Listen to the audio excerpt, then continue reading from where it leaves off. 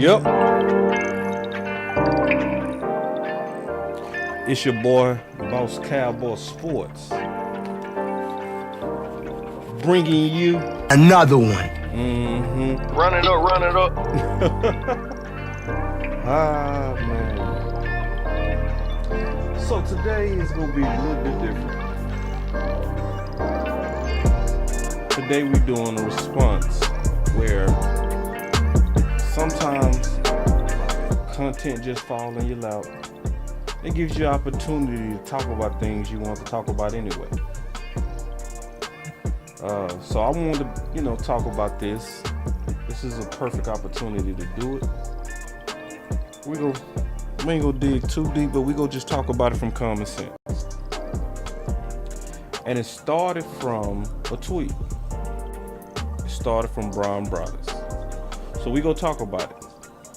And he was talking about Dak. And he said his DNA is taking chances. That won't change. So we go talk about that. We go talk about Daks DNA and what it means in terms of interceptions, him as a player, all of that.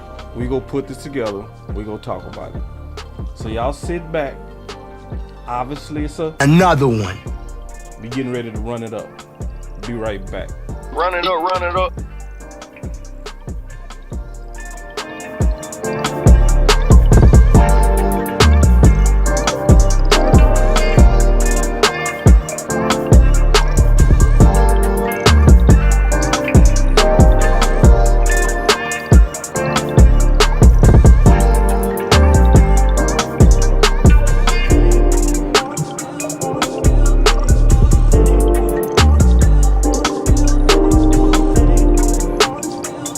Let's go.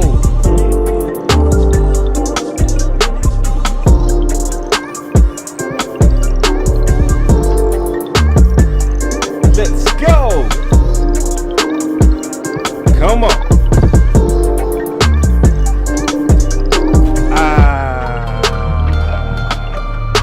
Ooh. Come on. Let's go.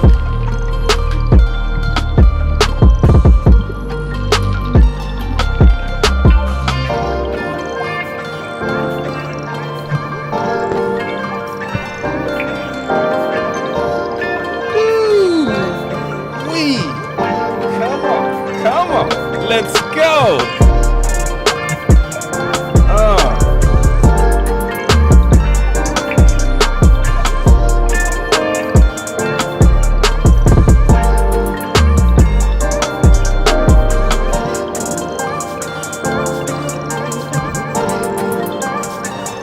Let's go.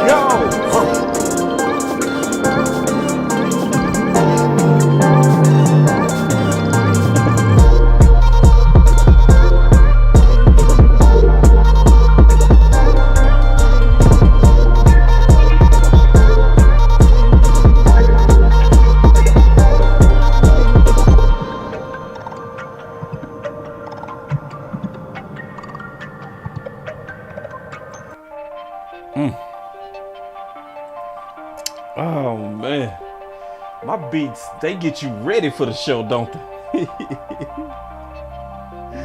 Woo, man. Welcome to Boss Cowboy Sports, where your voice matter. All the executives in the building, man. Good to hear from everybody. Good to see everybody. I see Queen, Star, Common Sense, APJR, Sin City, Regina, Big Santana. He said, yes, sir, I've been waiting for this. We gonna give it to you. Life's crazy. Yeah, we a little bit early today. Omaru and Marcus, what's going on, man? So let's get right into it. Let's kind of jump right in. So here we go. Matter of fact, y'all give me 1 second. I'm talking about jump right in. I don't have that ready to go. Ain't that some BS? Y'all be having to be so patient with your boy, boss. Here it is. Alright, this is what I wanted. Alright, this took me a second. Here we go. Alright, so this got a lot of people's attention, right? This tweet. and more tweets. So we go put this together like we always do. Give me 1 second. Let me also get it to where I can put y'all comments over here. What's up, Shannon? Good to see you.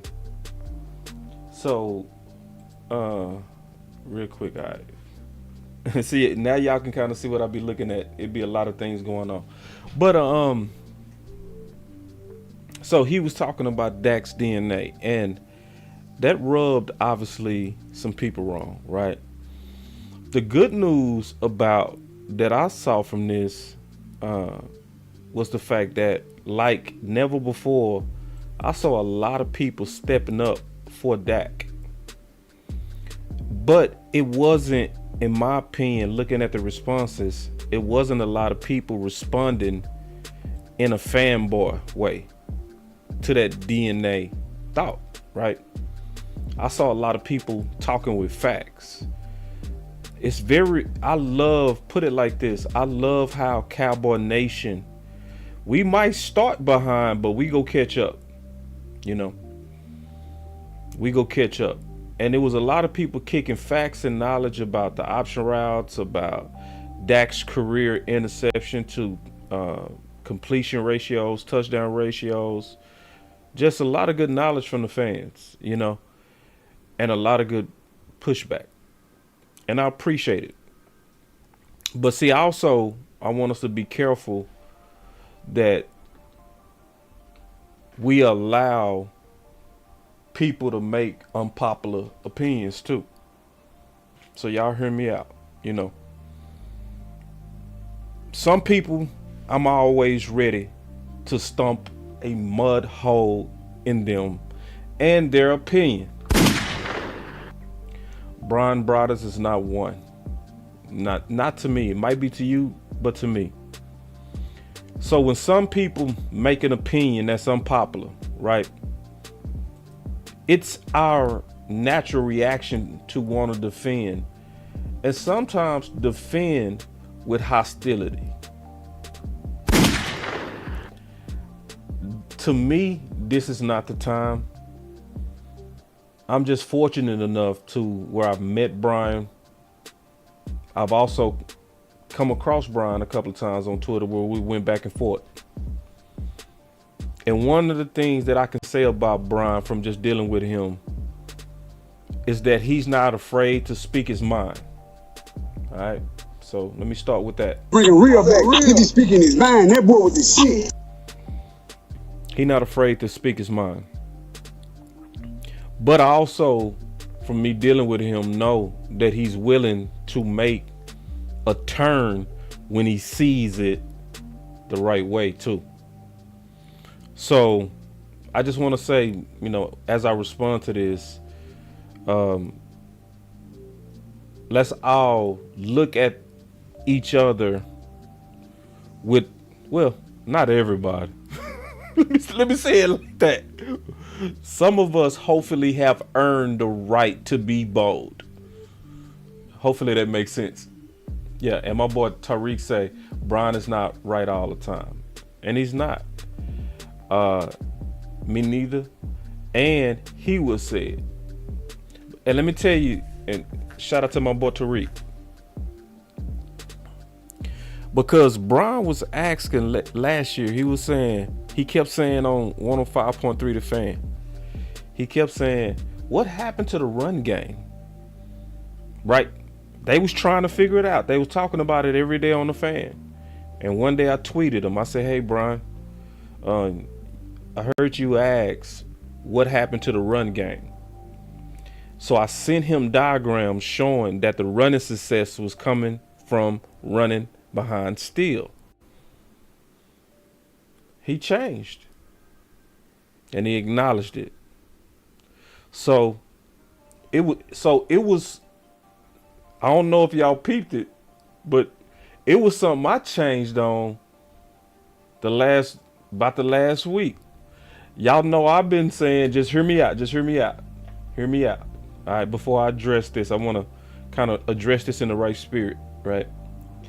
How long have y'all been hearing me talk about, you know, the best 5 options for us, right? And I was always saying that I didn't want Tyron Smith to play left tackle because I feared Matt Waletzko having to play left tackle if he was to go down. But then I changed, right? I changed this week because I thought of a new solution. The new solution would be Tyler Smith being your cross-trained left side player who could be your left tackle if Tyron Smith was to go down at left tackle. So I changed. But it was a whole lot of people been saying Tyron Smith needs to play left tackle. I wasn't hearing it because I wasn't hearing nobody give me an answer.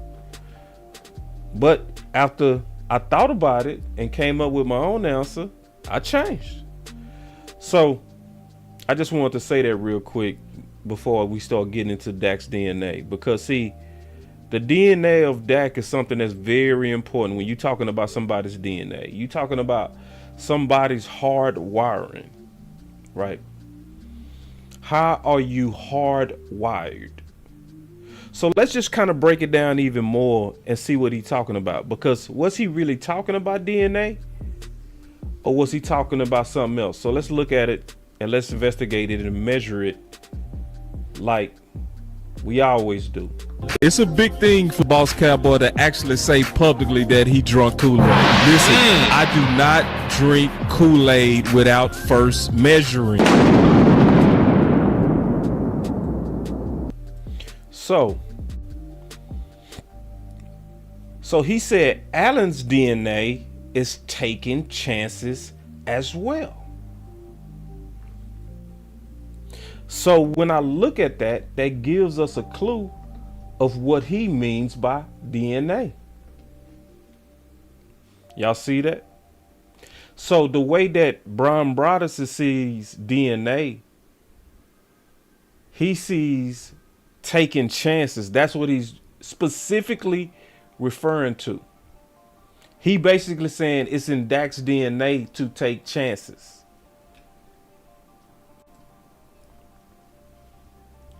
And then he doubled down on it. He said, continue to keep putting your head in the sand. He's not changing. He will continue to take chances that will lead to turnovers. So again, clear that he's saying taking chances is what he's the trait that he is referring to. So let's break this down real quick on why it is not in Daks DNA to take chances. Okay, so let me go back in history because obviously that's very important. We gonna show y'all a very important clip, and then we go break down Dak in terms of his DNA, and then I'm gonna tell y'all my opinion on this in terms of Daks DNA. So y'all give me 1 second to set it up. I got it all set up. Here we go. Listen to this. Some of y'all gonna remember this.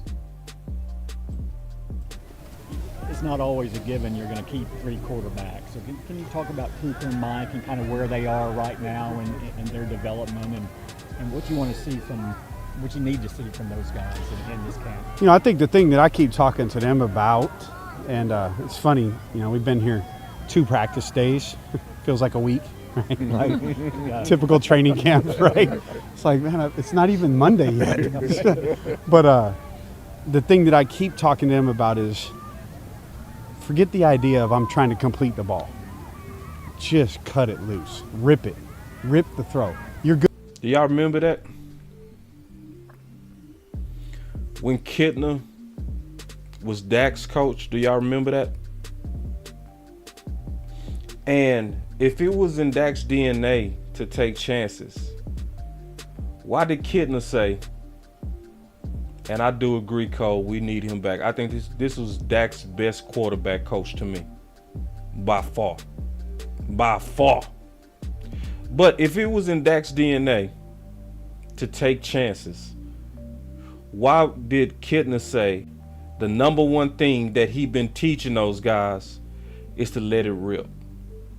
it sounds like Daks DNA, especially originally, was to be conservative with the football. How many of us complained? It wasn't me. It was y'all. It wasn't me. Because I like boring Dak. I love the boring Dak from the start. But it was a whole lot of people. With Dak, we need Dak to launch that thing. No, we need Dak to take more chances. Who remember that? I remember. Yoga fire. Dracarys. See, don't lie. Don't lie and act like you don't remember. I remember. So, again, if it was in his DNA to take chances, we would have saw this a long time ago. Yep. And and see, this is why I love Cowboy fans. They so smart. Like the Shannon. He said, wrong. It was Kellen Moore's offensive option routes, boss. Exactly. Yeah, and we go cover that. So it's obviously not Dak's DNA to take chances, especially when there's recorded history showing that one of your best quarterback coach was trying to speed up Dak's aggression, not trying to take it back. It's recorded history. Let's keep listening to Kidner. Good enough, you wouldn't be here. Rip it. Make your best throw. And the completions will handle itself. Sometimes we can get locked into like, I'm just trying to be right and just trying to complete it, where you don't make your best throw. And that in this league, that doesn't work out. Not when you know, if you're going to be a starter in this league or play, with the starters in this league, that doesn't work out that way. Wait. T hit it right. See, somebody remember history. I remember this. Dink and dunk, Dak. That is what they were saying. Dracarys.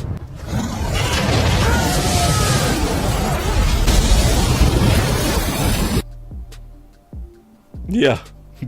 I remember dink and dunk. Yoga fire. Yeah. For a long time. Even when Dak was rookie of the year, they was like, so he's just dink and dunk. Hold on, let's keep going. Got to cut the ball loose. Is that a natural mindset too? Because you don't get that many opportunities and you don't want to make glaring mistakes. So it's a little, you just go, okay, I'll get my technique here. I won't give them anything to say I screwed this up. Yeah, I don't think that's what it is. I think it's, they're very conscientious. They both want to do right. I don't think they're afraid to make a mistake. They're not thinking like, oh, don't miss this. They're thinking like, oh, complete it. What I'm trying to say is, don't think about that at all. Get back and cut it loose. That's what I'm trying to say to them. Man, I miss you.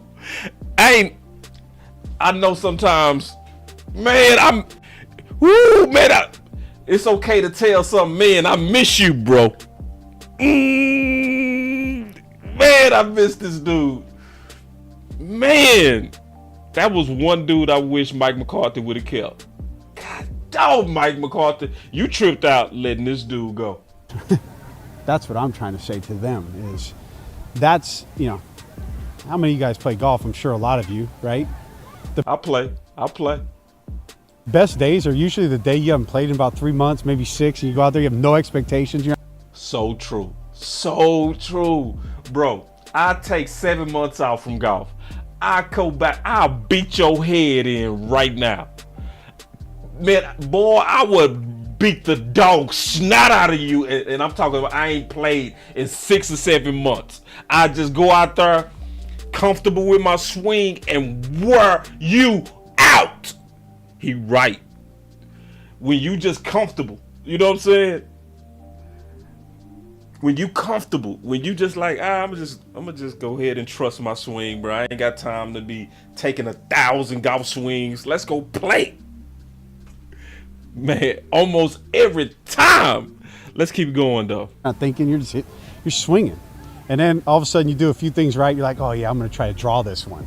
It's when you snap hook it over there. Yep. Or shank one over there, right? Fact. It's just let it rip. And it's that mindset.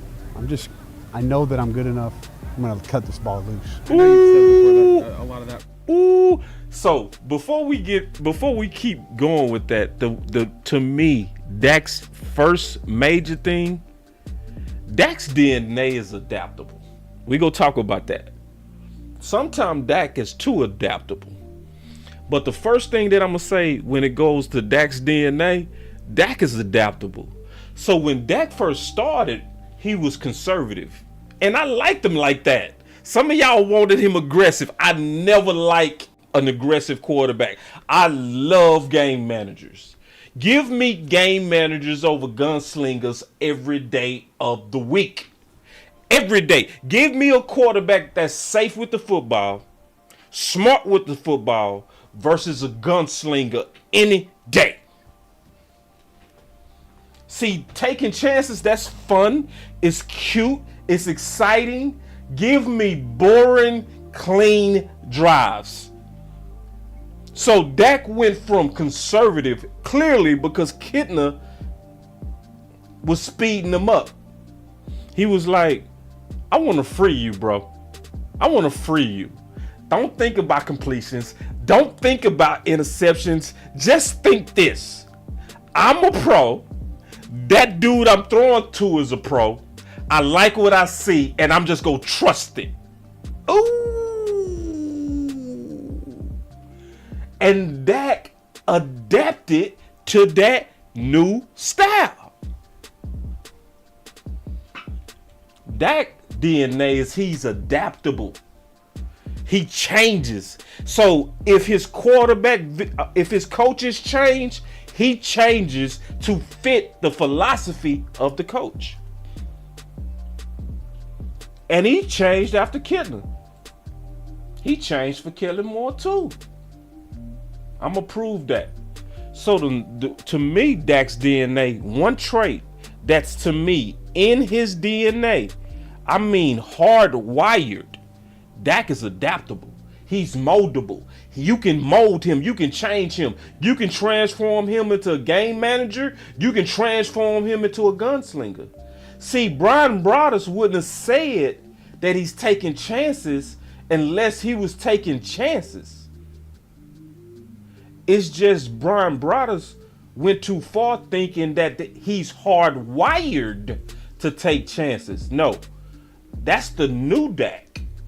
But Dak was built to become that type of quarterback. That was not in his DNA. I need that. Don't I need Kendrick Lamar right now? I should have put that Kendrick Lamar drop in here. That would have been perfect. Ooh, that DNA. Ooh, that would have been perfect. Sometimes you think of creative stuff a little bit too late. I should have. Ooh, in my DNA. I can hear it in my head. Ooh, that would have been dope. But anyway, getting back to it. Rip-it mindset came from your time with Mike Martz. What has he done to kind of influence your thoughts and philosophies about the quarterback position? Just that the quarterback has enough to worry about, that you can't go back there. You can't drop back with, 4 to 6 to 7 guys chasing you, coming after you, and trying to evaluate whether a guy won or not. His job is to win at receiver. And if the coverage dictates that you throw the football there, you need to cut it loose and let it go. Ooh,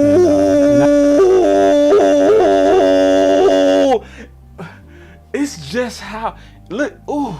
See, when he said is freeing, see, he was freeing Dak of consequences. Listen to, boy, Kittner, if he was my coach, I would feel so damn free. Listen how he's playing. Listen, just listen to Kittner. You and trying to evaluate whether a guy won or not. His job is to win at receiver.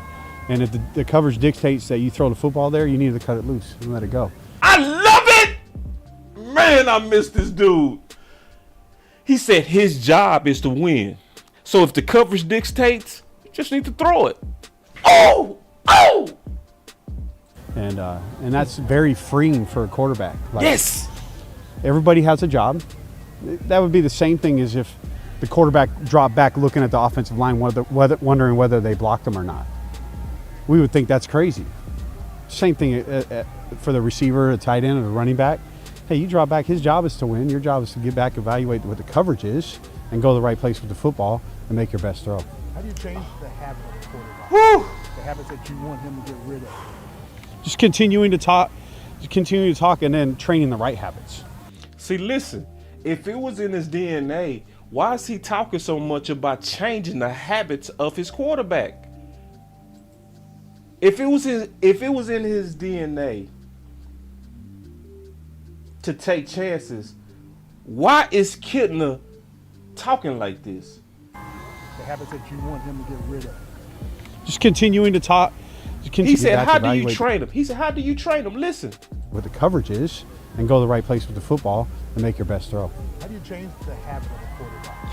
The habits that you want him to get rid of. Just continuing to talk, and then training the right habits. It's always about training the right habits. It's never thinking about like changing the wrong habit. It's just is continuing doing the right things. And fortunately, these guys all do the right things a lot. Yeah. So. What's your impression of Kellen as he's getting his feet wet as a... All right, so Sean, he got off of that. So now let's really break down what's going on, because a lot of people don't really understand. So the Shannon talked about the option routes, right? Yeah, so like I said, Dak is adaptable. So what really happened is Dak, under Kellen Moore, had to become an aggressive quarterback, because aggression and throwing the ball with anticipation is what the offense is built on, or was under Kellen Moore. So let's just listen to Mike McCarthy explain this after the Green Bay game, and then we go put it together. So here we go. This is Mike McCarthy after we lost to Green Bay. Listen. I mean, is that what you used to call it in your day? Middle read? Yeah, two shell, post. I mean, did you see it like Dak saw it? Hold on real quick. Y'all give me 1 second. We got a super chat. He's a Boss Kellen is gone. Mike McCarthy will let Dak do what Kitten is saying. I absolutely agree. That's what's getting ready to happen. Yeah. Like, it's just gonna be, that's why I'm predicting Dak is gonna have an MVP-ish type season. Like, for real. Like, for people who understand what, like you do, DeShannon, how Kellen Moore's system let down Dak as well as let down weapons, just flip it. He's gone. Just like DeShannon said, he's gone. So you go get the opposite result. Well said. Very good super chat. Let me go back to this Mike McCarthy. Listen close, though. Listen. Did you see it like Dak saw it, or did you see it like CD saw it? So he asked him after the Green Bay game, he said, did you see it like Dak saw it, or did you see it like CD saw it? Okay. So that's a very important question, because he basically trying to figure out where was the breakdown.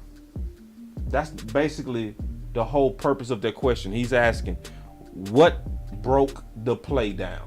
All right. So now listen to Mike McCarthy explain it. Oh, no, I saw it like Dak saw it. Yeah. So he said, nope. I saw it like Dak saw it, meaning Dak made the right read. So that interception had nothing with him being aggressive. Nothing. Or taking chances. Nothing. It was all about the read. And Dak actually made the right read. We go show it and we go break it down even more.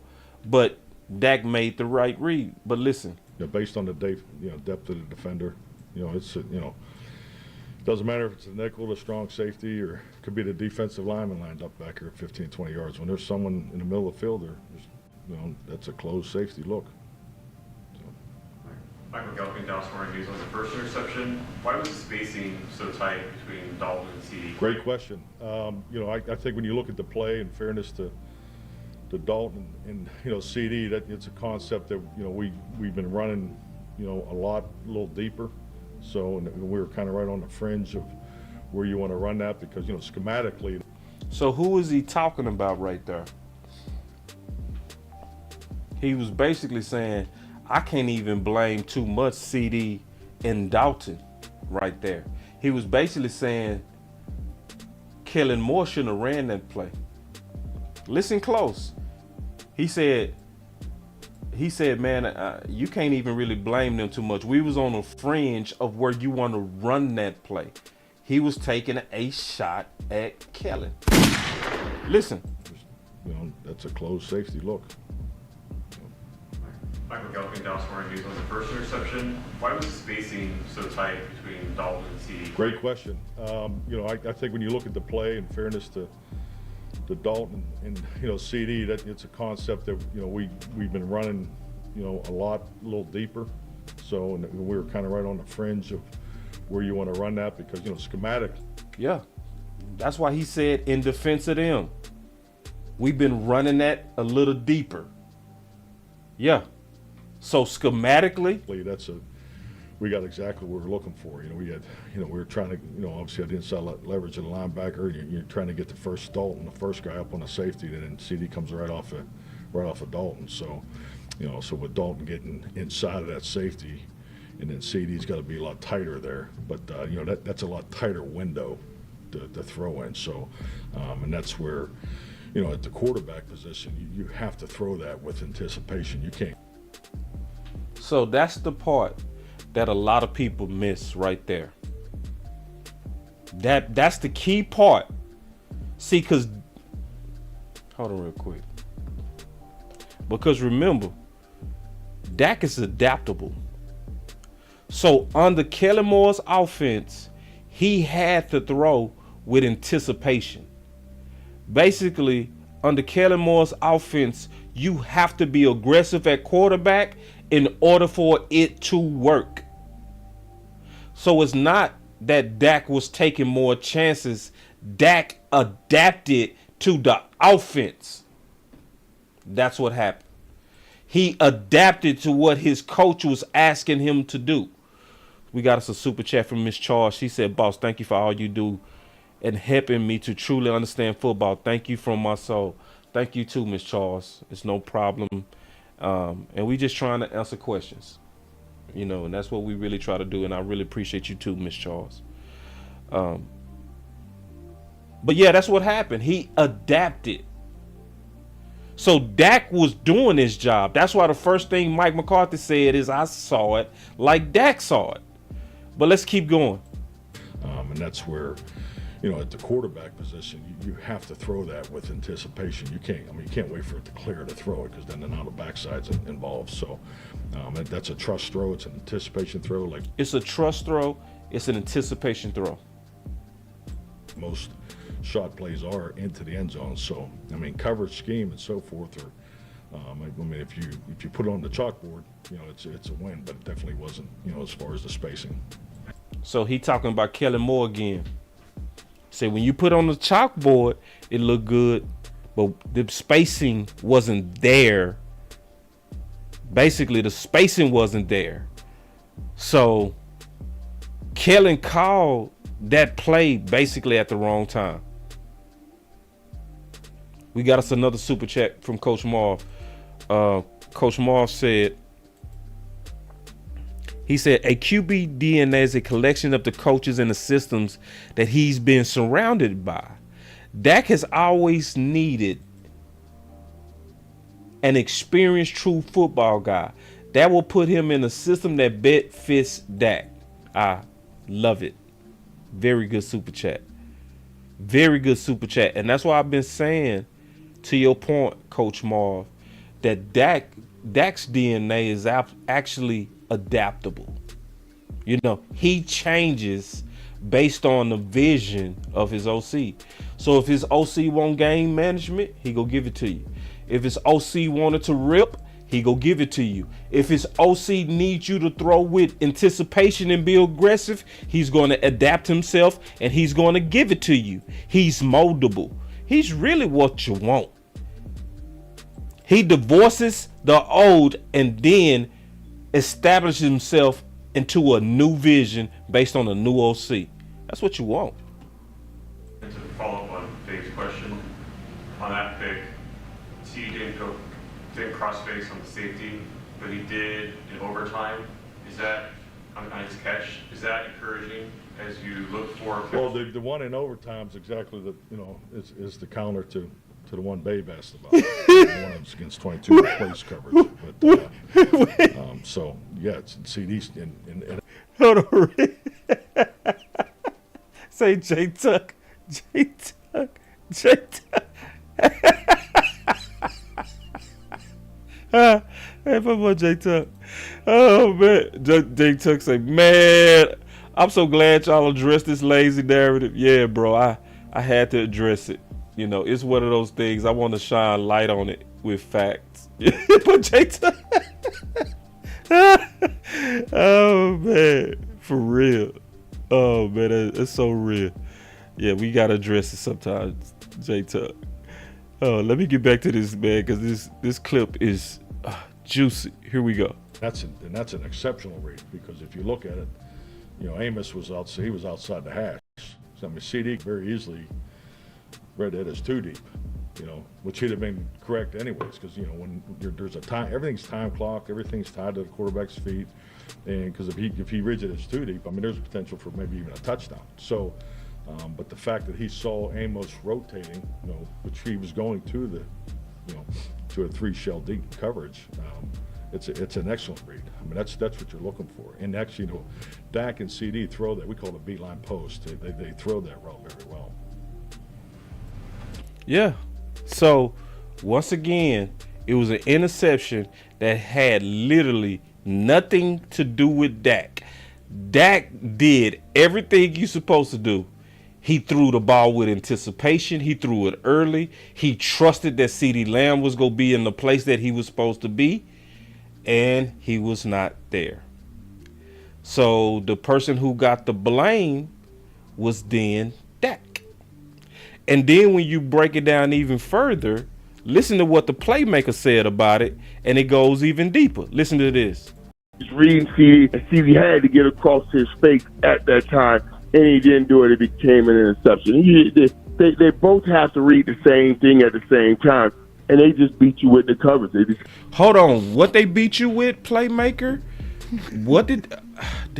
God, man, sometimes I have trouble, making out what they say. And they beat you with the coverage. Oh, they beat you Are with these communication things alarming? You hold on. They beat you with the what? Let me rewind and see what he said. Was already thrown. He's reading CD, and CD had to get across his face at that time, and he didn't do it. It became an interception. They both have to read the same thing at the same time, and they just beat you with the coverage. They disguise the coverage, and they beat you with the coverage. That's so damn sad. That's so sad. They beat you with the what? And CD had to get across his face at that time, and he didn't do it. It became an interception. They both have to read the same thing at the same time, and they just beat you with the coverage. They disguise the coverage, and they beat you with the coverage. They beat you with the coverage. So let me kind of try to say it in its most layman terms. Basically, if I can't confuse Dak, I'm going to confuse his weapons. And I'm going to get the same result. What I'm going to do is I'm going to show his weapons a look that they not familiar with. Yep. So that I could cause them to be indecisive in the option routes. Yep. That's why Dak is making the big mistake. It's more than just, I just talked to the guys. When we see that again, we're going to be ready. But Dak, defenses are plotting to confuse them with a whole nother look that you don't even know coming. They sure don't know it's coming. And that's why this whole system is extremely risky. And that's why Dak is making the mistake that he tends to make, where he start backing people that he shouldn't back. This goes back to even when Amari Cooper was pushing back. Remember versus Philly? Yep. Reading CD. Yep. Everything I said right there was super true. Everything I said was super true, because later in the season, when I talked about defenses giving multiple looks to try to confuse the option routes, this what happened. They had, it looked like Dak had to make some really tight throws. What was y'all's plan for him on that last drive? We were kind of doing what we normally do. We mix it up. We play all the different coverages, gave him as many looks as we could. Yep. Gave him a bunch of looks. This would happen from the Texas game, from the multiple looks. What were they doing during the first 58? I mean, Mike and Jerry said they were showing you coverage and doing things they hadn't done before, Joe hadn't seen before, and Mike said that it's something other teams may copy. Yeah, for sure. Remember I asked, what if they give you a look y'all ain't seen before? Huh? And other teams may copy. Yeah, for sure. A little bit of, we know that they had a decent disguise and coming into the game, but however, they're going to get to a couple of coverages. I feel like they added a couple of more tonight.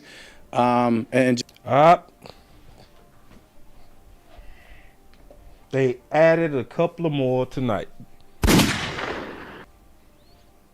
They got you, Kelly. They got you. They added some stuff y'all didn't see coming. And it confused the option routes, didn't it? Just, yeah, when you do that and against, and you haven't shown that on film, gives you a heads up there. Now, how did I see? So I'm sitting in a room.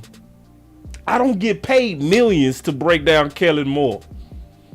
And I knew how to get Kellen Moore. I did. I said, this is how you get Kellen Moore.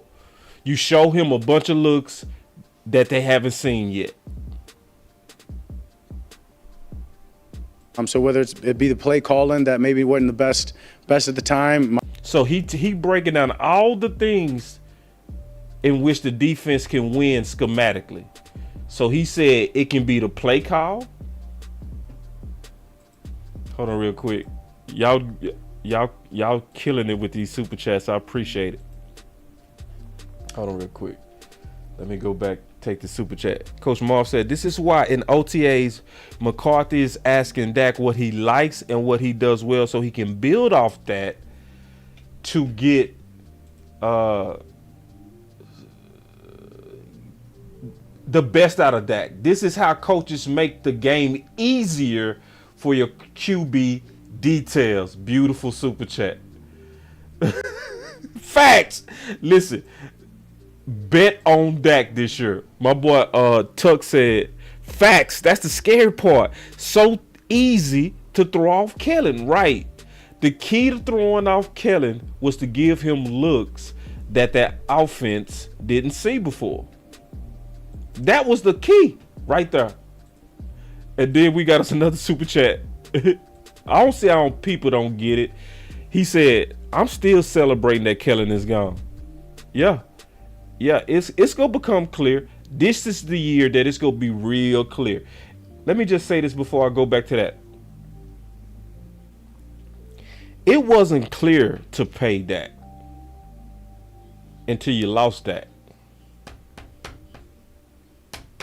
When we lost Dak on that ankle, that's when it became clear.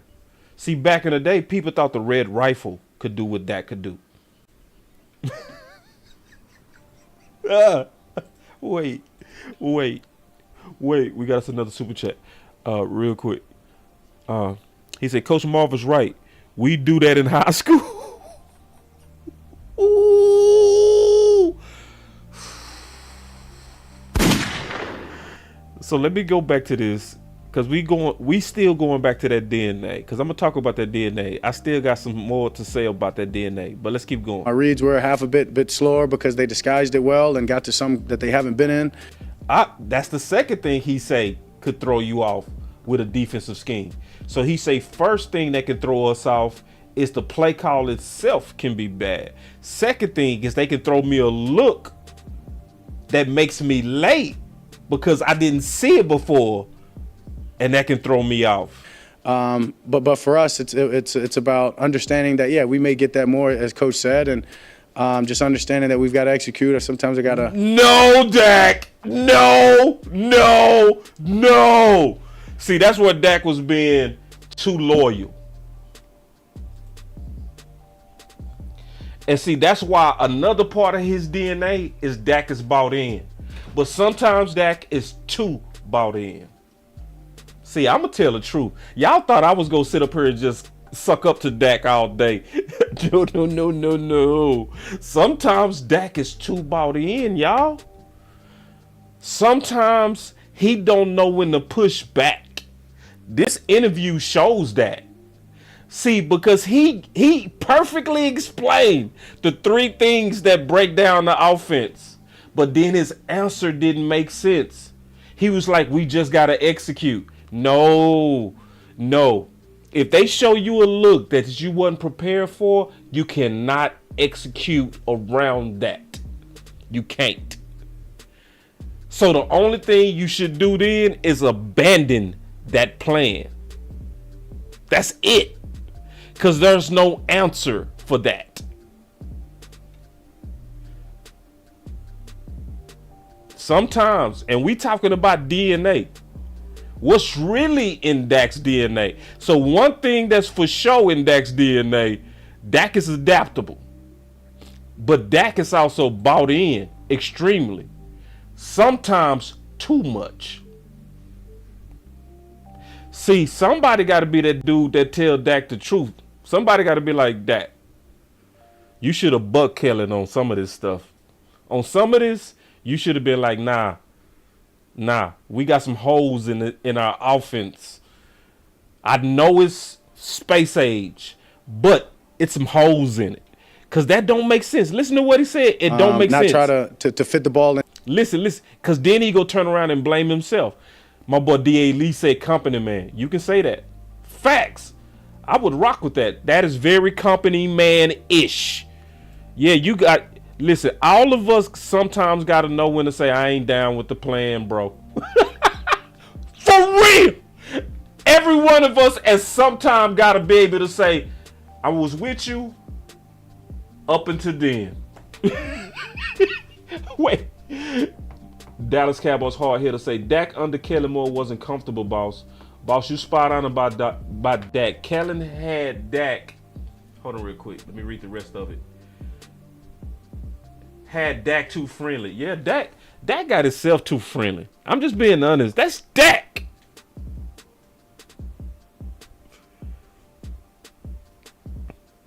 See, when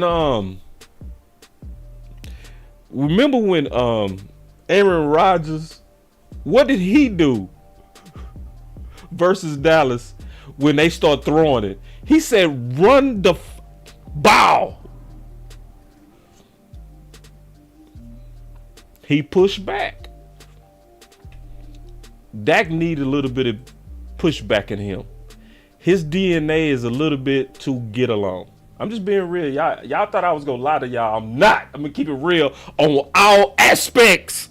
Hold on real quick. Coach Marv, he said, McCarthy want this offense to dictate to the defenses. Yeah. And Dak to get what he wants with his weapons. Amen. And then Jay Tuck said, JG fought for Dak. Dak and Kellen was friends.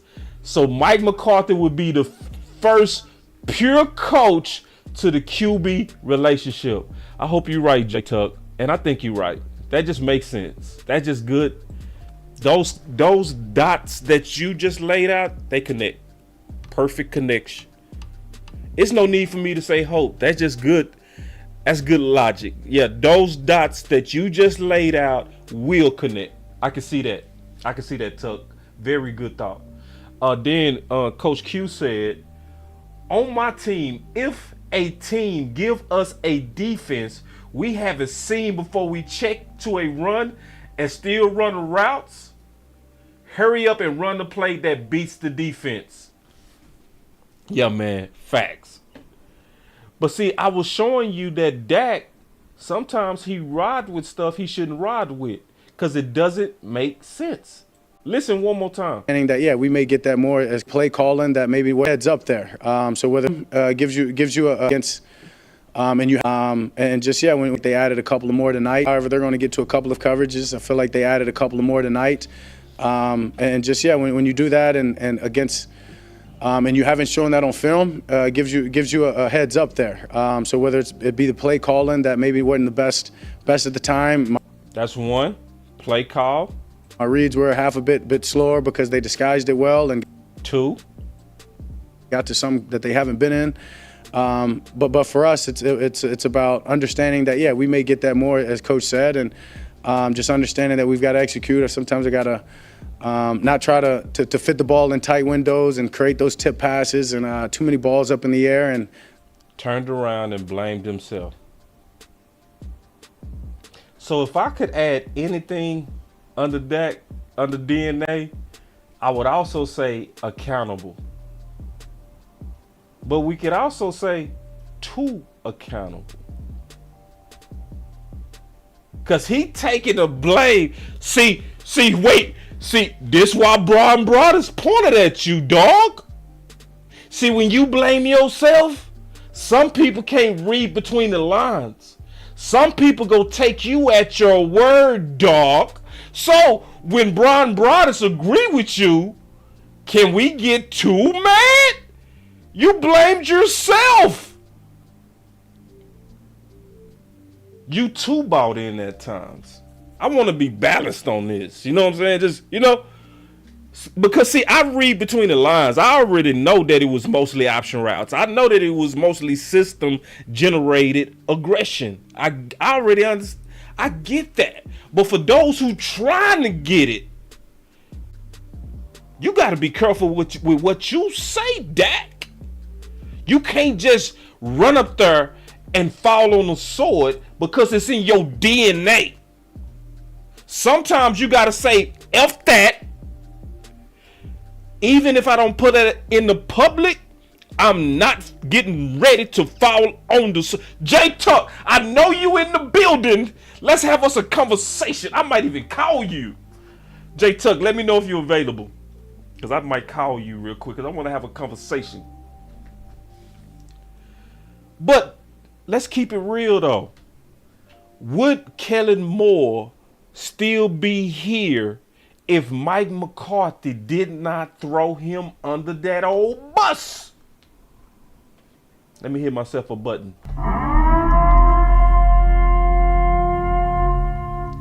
Some of y'all not gonna want to hear this, but I'm okay. All right, surprise show real quick, man. I'm finna call homie Tuck.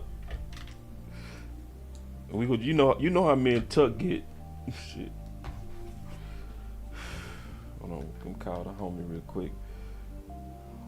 I just want to talk about this part with you, Tuck, because I think me and you go flow very well on this. Give me 1 second.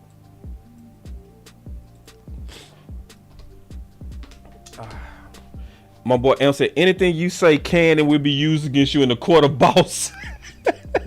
That's right. That's right, bro. We gonna break you down. We gonna break you down.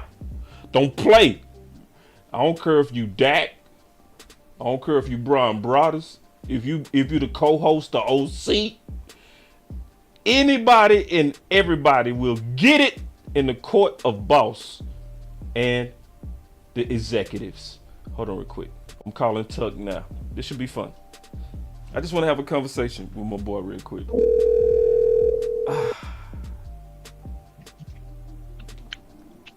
Yo, what's going on, bro? What's up, Tuck, man? First, what's on your mind, bro?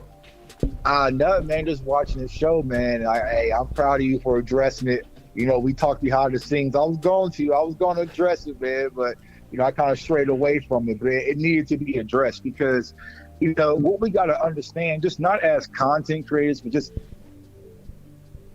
when we spread the narratives, it pours gasoline on a fire that doesn't need to be started. You know what I'm saying? So That's why I was kind of frustrated, the other day to kind of see Bryan's take when it comes to Dak, because he should know better. If it was an Eagles guy or a Philly guy or LaShawn McCoy or Skip Bayless, okay, I would understand it, but not for someone inside the house that's as knowledgeable as Bryan. Broaddus because he knows that it's not the case. When you say it's in his DNA means that's something you've seen frequently.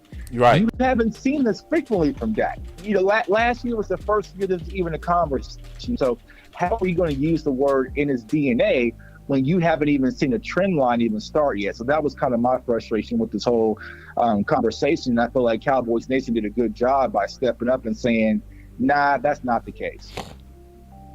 Yeah, that was actually surprising to me too, Tuck, to be honest, because usually when somebody make a comment about Dak, you see more foolishness than facts. Right. This time, it was more facts than foolishness, and a respectful back and forth between fans and Bryan. Like, what's your thoughts on this change? Like, what's going on to where there's a change in Cowboy Nation? Because I've never seen this. And see, and I didn't understand it, right? Because it wasn't really the original tweet. And I always said this, right? It's not the original tweet that really sets things ablaze, It's always when you try to defend yourself, coming from someone who's done it, 1,000 times, right? But it's, when he came out and said, oh, and it's going to continue this year. Y'all can continue to put y'all head down and sand and ignore it. Yeah. Like, he feels like this interception is going to continue with Dak, but you have to be able to provide Cowboys Nation actual reason. Yourself, myself, others, we do some research behind our facts. So we have conversations. So if you believe that Dak's interceptions are going to increase or continue, explain to me why. That's what I'm asking. Explain to me why. Just saying because I'm so-and-so and I'm just saying it because I used to do this isn't good enough for not only me, but for Cowboys fans in general, because you have to provide proof and evidence behind your theory. And I just felt like what Bryan was doing, I just didn't see any of that. It was more just, you just felt to kind of put out a shoot shots at Dak on Memorial Day weekend with no reason or basis behind it. So just real quick, as a side note, what do you think about what I was saying in terms of Dak sometimes taking bullets that he shouldn't take? Yeah. I'm 1,000%. I actually did a video about this, I think, sometime last year. And I feel like Dak's biggest weakness, he is loyal to a team that isn't loyal to him. So he's always willing to step up, take the bullet, say, my bad. Because think about this, y'all. Have we ever seen a Dak Prescott blow up or melt down on the sideline? Have you ever seen Dak Prescott, going back and forth with his coach saying, nah, this is BS. Why do we call it? 7 years Dak Prescott has been the quarterback. So, what I was saying in your chat, boss, is like, we know that it was between Romo and Dak his rookie season. Jason Garrett kind of stood on the podium and spoke up for Dak. So there was that allegiance already there. We moved on from Jason Garrett. We know Kellen Moore and Dak Prescott had this relationship as friends. So that allegiance was really there. So this year, I'm interested to see, okay, you have a coach who really didn't come in for you. You're not really their guy. They're going to come in as strictly a professional relationship to see how things really work between Mike McCarthy and Dak Prescott. But it's just like, I feel like Dak has to stand up for himself because sitting there taking all the bullets and the responsibility for the organization. Here's the crazy thing. When we saw the schedule release, y'all remember what the Chargers dropped? What did the Chargers drop when it came to the Dallas Cowboys? They even recognized the Cowboys media tossing Dak Prescott in front of the bus. You know what I'm saying? And this is the Chargers. They had a whole cartoon about it. So it's like, everyone sees what's happening, and I get it. Dak's leadership, he wants to step up and take the bullets, but sometimes, like you said, boss, you got to put your foot down and say, nah, bro, that ain't me. You know what I'm saying? Because what's going to happen, contract time is coming up. They're going to use them slugs and them interceptions against you in negotiations, and they're able to spin the fan base. So, I feel like Dak's going to be much improved this year. We talked about it just by elimination of the option routes, having a better weapon core, but, eventually year 8, I want to see some of that kind of, pushback from Dak. See, going back to this, because, I hope y'all don't think me and Jay Tuck just talking, bro. Right. Because Mike McCarthy, Tuck was the one. Listen, I remember the date. It was around 11 o'clock. For some reason, I was just getting up. I don't know why. I don't know if I drank too much. I don't remember. But all I remember is I got about 20 calls from Tuck. And I checked my phone. I say, damn, what's going on? Tuck say, check your Twitter.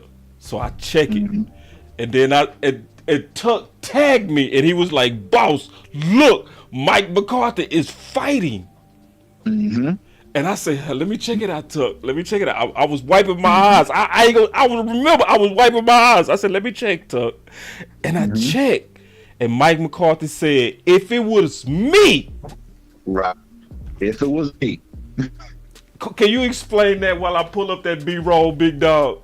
Yeah, and that's exactly what stuck out because, you know, a lot of people didn't, grasp onto the hints that Mike McCarthy was saying because it originally started with, it was a question about getting superstars involved in games. Yeah. And he said, if it was me, typically what I had in San Francisco, like I had my Jerry Rice play sheet. So I personally always had a play sheet that was separate for my playmakers to get them involved, to know if I need to get the ball in their hands, where to go. This is all in Mike McCarthy's mouth. This ain't Jay Tuck and Boss Make. This is we have the evidence, right? And then when it came to the option routes, like I said, it was like he literally said, like you said, if it was me, I personally don't prefer the option routes. It's too complicated. Your wide receivers and quarterback have to be on the same page. Now, me just being not even a content creator, just a Cowboys fan, would think, well, if you're the head coach, if you don't like it, why is it there? But once again, it was just that Jerry Jones and Stephen Jones' ego still giving too much of a lead to Kellen Moore. And unfortunately, Cowboys Nation, it cost us, and we saw a lot of those mistakes. I literally did a film breakdown, boss, before we played Tampa, where I broke down where all of Dak's interceptions occurred and what the symbols and signs are to kind of gauge on it, what was kind of leading to them, right? To the point where when I was in San Francisco, when the Michael Gallup interception happened, I stood up, put my arms behind my head, and just closed my eyes because I felt it coming. Because we were backed up in our own territory, and when we're backed up in our own territory, that's usually when we want our routes to the sticks, which cornerbacks can easily make those jumps on it, and then it happens. So, you know, hopefully they're going to clean up that. It seems like it's going to be the topic of conversation throughout camp and also this offseason, just playing cleaner and faster and being more precise. And I think that's going to help our offense overall. No doubt. And see, check this out. And the reason why I brought that up with Mike McCarthy saying, if it was me, that was my example of professionally pushing back. Right. See, that's what Dak need to learn, how to professionally push back. So if Mike McCarthy would have never pushed back with this, I have the clip now. Had the Jerry Rice list and John Taylor, and those that is carried forward for generations. On that's I love to hear me. That's why you have more than 2 pages on your call sheet. If you look at call sheets, I never looked at the call sheet as a call sheet. I looked at it as a worksheet. When you work on it throughout the week, that's why it's 6 pages instead. You really use 2 during the game, but those with the other categories. I know personally what I would carry on. Hey, make sure you get the. If it was me, if this is what Jay Tuck said. He said, "Boss, look at this. If it was me, what I would carry on. Hey, make sure you get the ball to." So he was me. So this is an example that we want to see out of Dak. The bought in Dak, I'm sometimes that bought in Dak need to push back. Sometimes because we would still have Kellen if we didn't. Let me play this other clip from me and you, Jay Tuck. Hold on, y'all watch this. So how do you be a head coach and you don't have the power to be a head coach? And also shout out to 105.3 The Fan for that clip. We wouldn't have this talk if it wasn't for them. Right. But how do you do it? And I feel like when it comes to Mike McCarthy, his hands are tied behind his back. Because one, as a man, you want to keep a job. Right. But he is not the voice in the locker room. The players know that. The fans know that. The media should know that. I don't even think the fans know that, Tuck. Well, I think we know that because the fans that watch this channel. Oh, true. The fans that watch your channel, my channel know that. They know because But the majority of the fans, I don't think they have no idea that Mike McCarthy's hands are tied. And this is what I try to tell Cowboys fans. If Mike McCarthy was in full control this Cowboys team will look a lot different. I think so. Because even thinking about it, from the video that I did from Kellen Moore about the buffet style offense, that's not Mike McCarthy's approach. He's a West Coast guy. That's not. Keep talking. He's a That's West the fifth Coast time guy. he was overruled. To this point. Man, see, Tug, we gotta do more shows, bro. Yeah. See, listen. Because, see, I know what you're talking about. Let me explain what he's talking about. Right. So, Mike McCarthy came out in the offseason where he was talking about a West Coast approach and matchup football. Right. They not talking about matchup football. Right. When you hear Stephen Jones talk, Jerry talk, and Kellen talk, they still talking no ID offense. Can you explain no ID offense? No ID offense goes back to what Kellen Moore did at Boise State. And so what it's really about is about not having a star player, because we all know Boise State didn't have star players. They had what Alabama and Texas and all these other schools had. So it's about finding the matchups, outweighing the numbers, and taking benefits of what the defense gives you. Right. Now, here's the problem with that, Cowboys Nation. Listen. It allows the defense to dictate what you're going to play call. Oh. I can give you this type of look. You're going to try to respond to it. So people picked up, defensive coordinators picked up on what Kellen Moore is doing. So we looked at numerous occasions. Mike McCarthy comes out and says, I want to get Amari Cooper involved more. You have Amari Cooper one-on-one the island. Well, that's not what Kellen Moore's philosophy says. Right. And so Dak Prescott was taking other reads elsewhere. Hold on. And so that's the problem when it comes to Callis. See, this is the crazy thing about that clip. That was before game one, Tuck. Yeah, that was before Tampa. And here's the crazy part about that, boss, is that Mike McCarthy did that so smooth. Only two of us picked up on what he just did. You know what I'm saying? Yeah. and so, but what he was doing, he was already kind of putting out the trail, because what was the conversation all offseason? Was we going to move on from Mike McCarthy for Sean Payton? Was we going to replace Mike McCarthy for Dan Quinn? Well, Mike McCarthy was already planting those seeds. Hey, don't y'all be blaming what's going wrong with the offense on me. I have no control over this. This is not my philosophy. So, and we see how things transpire after this, the loss to San Francisco. Say, man, what's your final words, bro? I show every time my boy Tuck come in, bro, don't he cook so good? Y'all give Tuck a hand, damn it. Y'all clap it up for Tuck up in this mother. Hey, man, my boy can cook. What's your thoughts, bro? What's your final thought?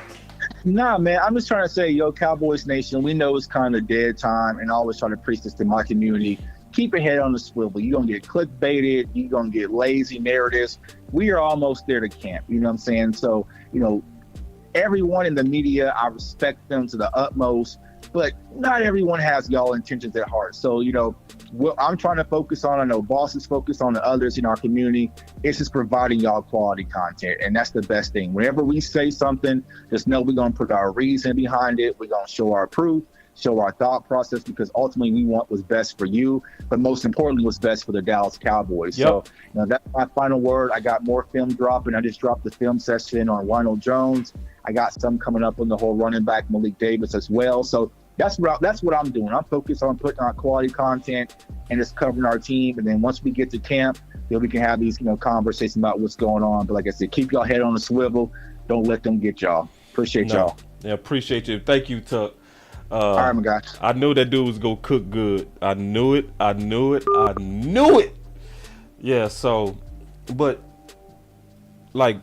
it's important what we talking about, because just some people don't know this. It's some people that need to know, because see, the biggest thing is what's getting ready to happen. So what's getting ready to happen is, and I'm gonna just say it like this: Dak is finna go all the way off in 2023. That's what pretty much all this mean. Everything that we talking about basically mean Dak is getting ready to have one of his best seasons ever.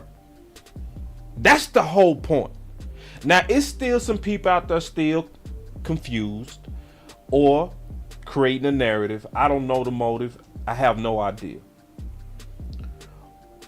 But it's still some people, they concerned about those interceptions, and they shouldn't be. You shouldn't be worried about that at all, because the guy that was responsible and the system that was responsible for that change in your quarterback is gone. Your quarterback adapted But because he's adaptable, he can adapt to Mike McCarthy. And so we go talk about that in the future. We go break down the West Coast and how Dak is going to adapt to that and what it's going to mean to him. What is it going to mean to him as a quarterback? What's going to be different?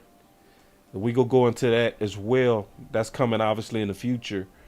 But today, this is one of those shows we want to go back in time and really explain, is it in Dak's DNA or not? And it's not. Dak adapted to Kellen Moore. That's just all it is. So when you know that, you can relax, you can chill, you can enjoy, you can hope, you can just be like, yeah, we getting ready to rock. Because you understand, because you've been listening to J Tuck, you've been listening to Boss Cowboy Sports, and you've been paying attention on your own. I did notice something though that we got to get right. We got to get this right. Let's fix something real quick in the building. They say it's about 200 people watching, only 127 likes. Let's do something about that. Let's just take a quick break, and then I'm gonna finish kind of breaking down Dak and his DNA. Okay. So take a quick second. If you haven't hit that like, go ahead and do that. Like is the lifeblood of all of our channels. It's what calls us to be recommended. It's truly the lifeblood. So if you're a lurker, I get it. You're not gonna help.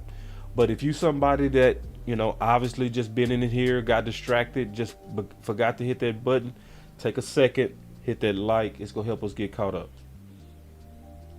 So, getting back to some of this content. Let me go back to some of this historic stuff too before we finish out on Daks DNA. I want to show and listen to everybody explain the option routes all together. We go finish talking about that.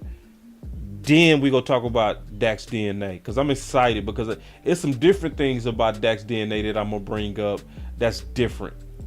Hold on. I'm adding all your super chats. Also, Coach Marv, I'm adding all your super chats to the queue. So I'm gonna get to your super chats. Also, I'm gonna open up the phones, y'all. So no rush. Don't feel like we rushing. All right, so here we go. I want to play this though. Y'all listen to this. Everything was synchronized. Everyone was going to know their assignments. They were going to know what to do. You're going to have mishaps, but that was my biggest question. I'm like, why are these things happening to this high frequency with the amount of time that these three and this offense has played together? They're not brand new. No, they're not brand new. I don't know that the interception of Lamb, I don't know if that was bad communication necessarily. Like, the communication was there. CD knew what he had to do. He just didn't do it. I don't know that I would. Well, he went upfield. Why did he go upfield versus cut it across? Let's hear from Dak with the explanation for the picks that led to 14 points after the game. Yeah, I'd say definitely miscommunication. First one was to Schultz. Just kind of, he said he got knocked off his route in a sense. Thinking he was going to cross face. They make a play. That's a huge play right there for us to go up 14. They stop us, so obviously get the turnover, and then they go score. And then, the second one, they score off of that one as well. And that one's just miscommunication. Similar to the one last week, honestly, just thinking he's going to cross face, him seeing something different, just making sure we get on the same page, and we're able to hit something very similar later in overtime. Here's what Playmaker said real quick. That's on my guy, 88. If the center of the field is close, then 88 has to flatten that route across the safety's face. If it's cover 2 or split safeties, then you go up the field like Lamb did. That interception also, it's on the receiver, not Dak. Just trying to help everyone understand. I wonder if that's Dak helping out his, covering for his guy.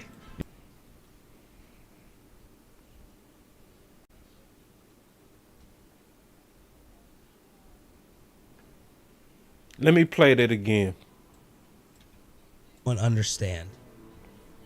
I wonder if that's Dak helping out his, covering for his guy. You know what I mean? Instead of doing the, laying him out and said, yeah, he's got to be there. He's got to cross the face. Yeah. Of the player. Yeah, Dak's not going to do that. And Dak's not going to do that. Sometimes you get a guy say they'll use the buzzword as miscommunication. Well, just say what it was. You know, he chickened out. He didn't want to go across the face. I mean, like, just do that. That's fine. It's what happens, right? It's human nature.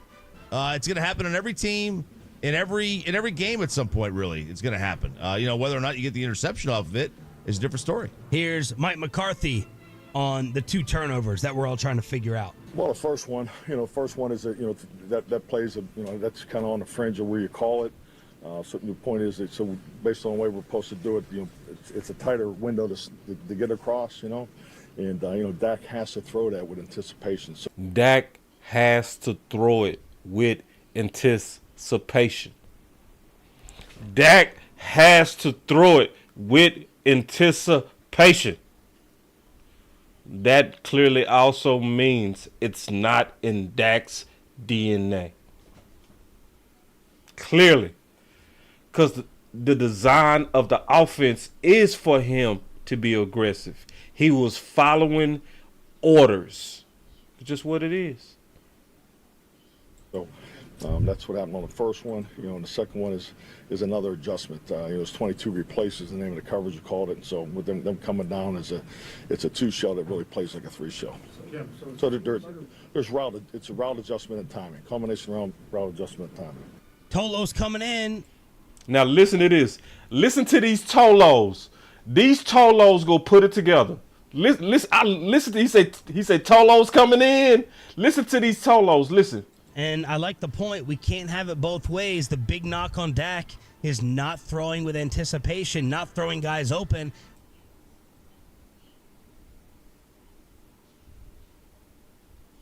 The original knock on Dak. Didn't we say that? Didn't we say that with Kittner? Why was Kittner spending so much time about let it rip? That's what that Tolo's saying. Listen. I like the point. We can't have it both ways. The big knock on Dak is not throwing with anticipation, not throwing guys open. So, if that's the knock on Dak, there's no way that being too aggressive is in his DNA. Because this Tolo is clearly recalling history. Now, we've been saying we wanted Dak like this. So don't be mad that Dak is like this. Yeah. Tolo's coming in, and I like the point. We can't have it both ways. The big knock on Dak is not throwing with anticipation, not throwing guys open, and then when he throws it, he has to trust the receiver's going to be there, and when they're not, it can't be Dak's fault. So that's a message on the TruckWreck.com text line. We can't have it both ways. Not wanting him to wait for someone to get wide open, you have to throw with anticipation in the NFL. You can't wait till somebody's wide open. So let's talk about the DNA, and we're going to get up out of here. And well, I'm going to take some calls after we talk about the DNA. So this is what I believe Dak's DNA. One of the major things, the first thing that I feel like is in Dak's DNA is faith.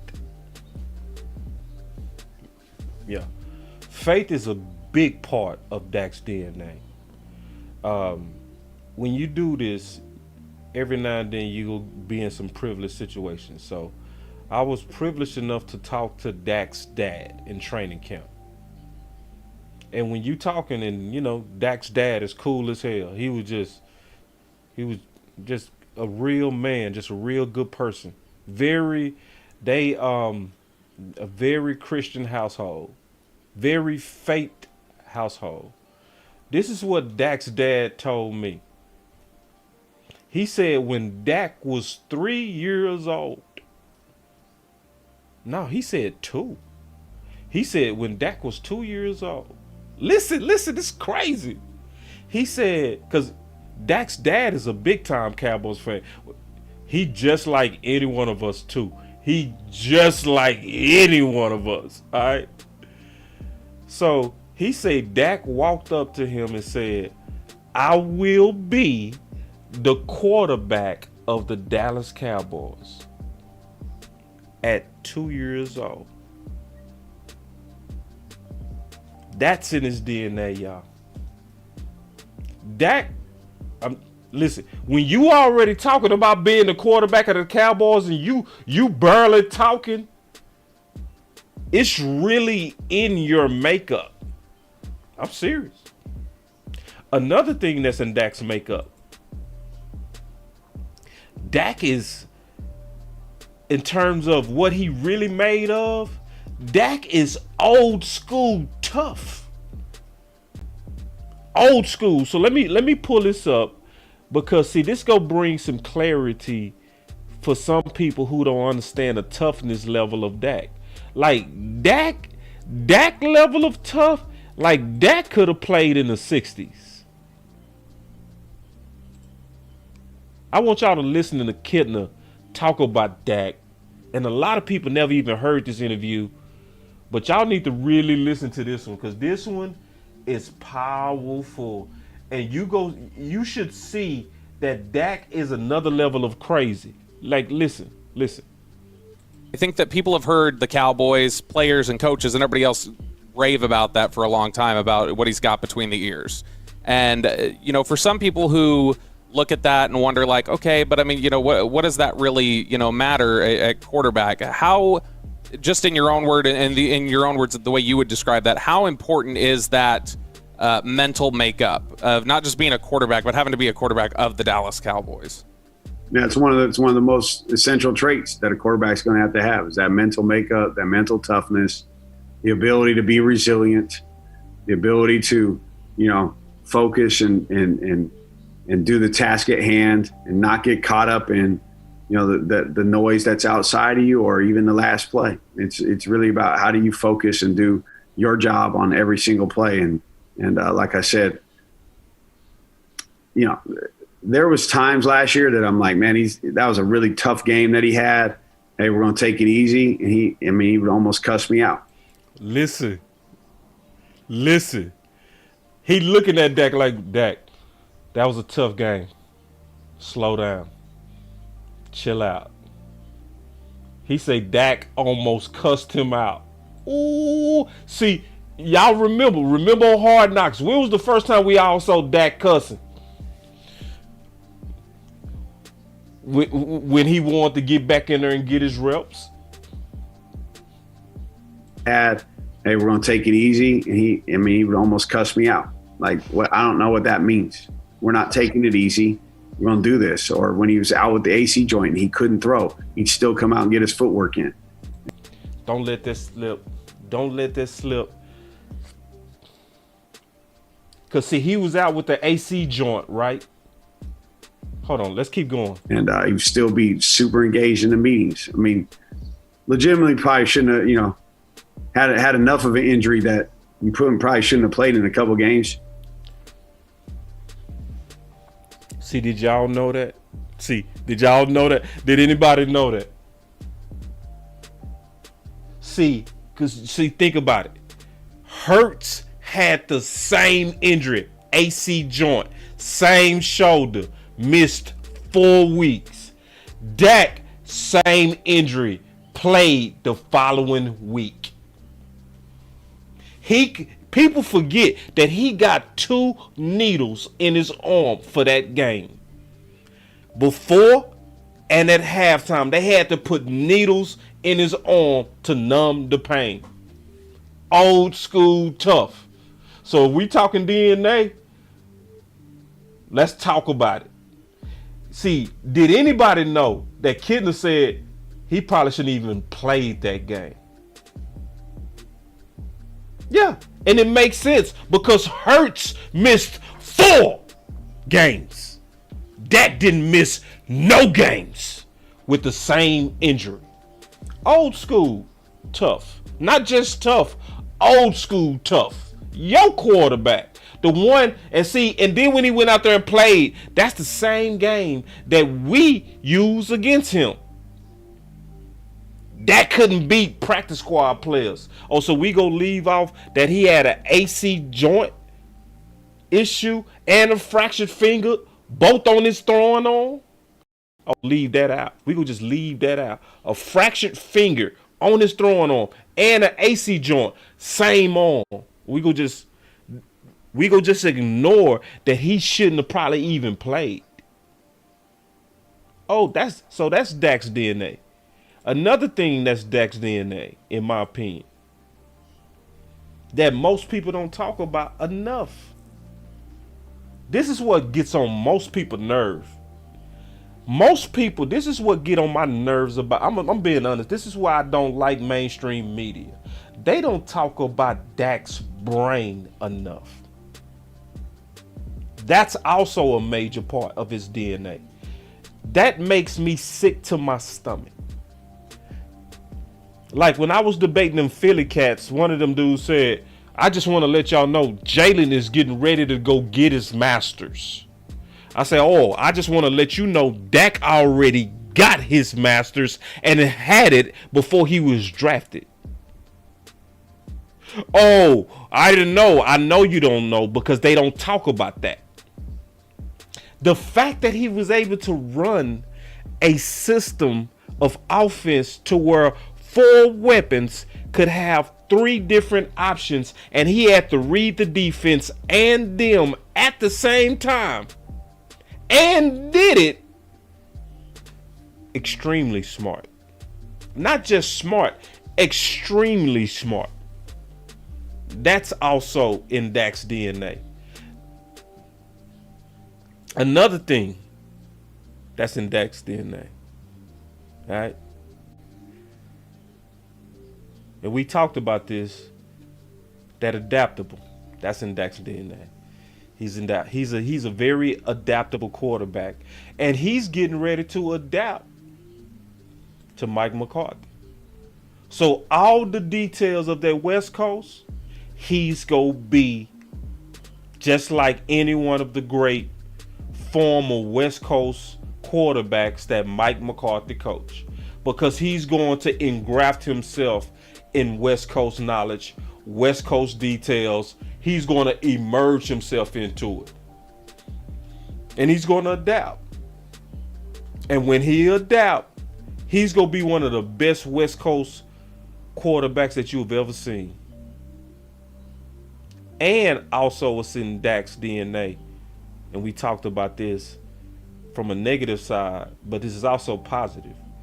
In Dak's DNA, Dak is a person that's bought in.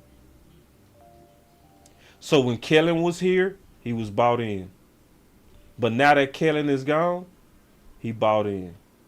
He still gonna be bought in. And because he gonna be bought in, he's gonna make that transition very, very smooth. So let me take some calls, man. We gonna open up the phone lines.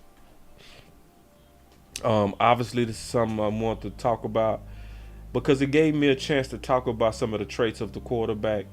It gave me a chance to address some of the interception concerns that's out there, and to dispel some of the fears that's out there. Because by next year, nobody gonna care about interceptions because that's not gonna be a concern. They gonna move the goalpost to something else.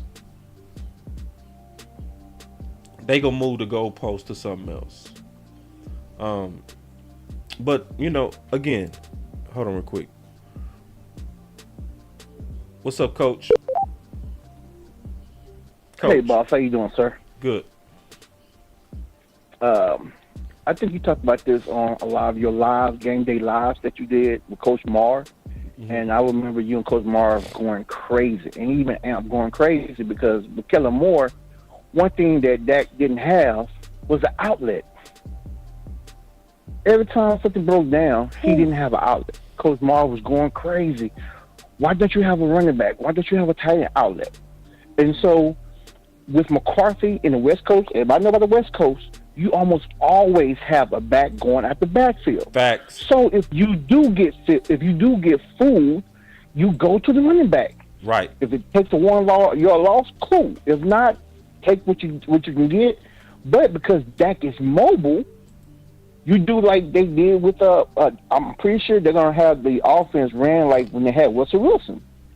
Well, guess what? Run. Use your legs, Dak. If it's broken down, either go to your check down or take off. We do it in high school. So when my senior quarterback went down, we had to go to our freshman. With my senior, he knew, okay, if this defense I don't recognize, I'm going to go down to my check down. My freshman, nope, don't even go down until you take off. Our freshman, hey, listen, do your first read. If it's not there, take off. Right. You make it simpler. But Dak is a veteran quarterback. So you tell him and say, hey, it's not there, Dak, check down, check down, check down, check down. If you looked at Purdy from San Francisco, one reason why his passer rating was so high in the first couple of games, he was check down king. Yep. And they won all them games because he kept checking down. Oh, by the way, when he checked down to his tight end, Kittle, he was breaking tackles. Yep. When he checked down to his running back, he was breaking tackles. So they were taking 5-yard check downs to the house. Yeah. We have players like that on our team. And Pollard, and CeeDee Lamb, and Cooks, even Tolbert, guys that can take the ball, break tackles, and take it to the house. Facts. So I do believe that with McCarthy, things are going to be different. Yeah. And knowing how they ran the West Coast with Russ Wilson when he was in Seattle gives me hope that that's going to run the ball a little bit more and that he's always going to have an outlet. So if he gets fooled, he can just check it down. And that's something that he did not have. And I remember Coach Marv losing it all last year for many years when y'all did y'all live shows because they did not have a check down, which is so simple to have. Yeah. Yeah. Me and Coach talked about that in a lot of detail. And matter of fact, one of their best games was when they was throwing to them backs a lot, Minnesota. And when they was throwing it to them backs out of Minnesota, that back was the last read. Yes. It wasn't a part of the design. They was just like you said, everything broke down, everything covered. Let me go to my outlet. That should have always been there. I used to hate that about Kellen. You right. But the few times that he did, the Cowboys fans also got to realize about the picks that Dak threw last year. Last year, and this is facts, his wide receivers had the least amount of separation. Yeah. Receiver 2 and 3. Yep. Yes. Every year before in 2018, 2019, 2020, he had right runners, and he had Beasley. We can go down the list. He had so many guys that could get open. Dak could just pick whoever he wanted to. But you talk about ownership, it seemed like they kept taking weapons away every single year. They kept taking more weapons away, which made it tougher for Dak to make that pass. Yeah, man. So now, yeah. I think some people don't know what we know, though. You know what I mean? And it was things I didn't know, keeping it real. Like, I used to be very high on Kellen Moore. It was in Arizona is when I picked up on him. Arizona 2021. That's when I finally started to see. So, I want to warn people, when we disagree with people, like even Bryan Broaddus, if you disagree with that, let's not do it in a way. Let's not do it in a way where we disrespectful, because some people just don't know that want to know. You know what I mean? Right. So just keep that in mind, because I just noticed that, like, a lot of us, when we disagree, it becomes toxic. You know what I'm saying? We don't got to do that. Yeah, I want the fans to remember, you said that Kellen probably will have success. Yeah. In San Diego. Yeah. I do. Why? Because he has 3 wide receivers. Yeah. Let's talk about it. He has 3 wide receivers. All of them are veteran. Allen is one of the best route runners in the game. Yeah. He can do option routes. He has 3 wide receivers that can do option routes, straight up. These are facts. This is not make believe. So yeah, he's probably going to have success. Yeah. And another reason he's going to have success. I know we're probably going to hear it next year, because I'm pretty sure that they are going to have success.